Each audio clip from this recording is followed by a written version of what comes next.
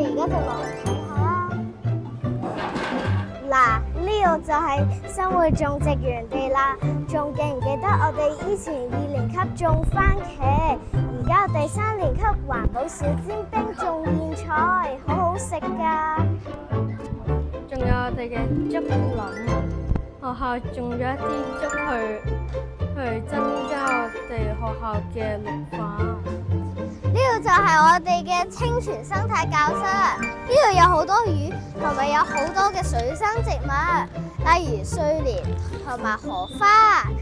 夜晚嘅時，有時會聽到青蛙嘅呱呱聲，好有趣㗎。呢度就係我哋嘅蕨類小天地，呢度有好多個蕨類嘅植物。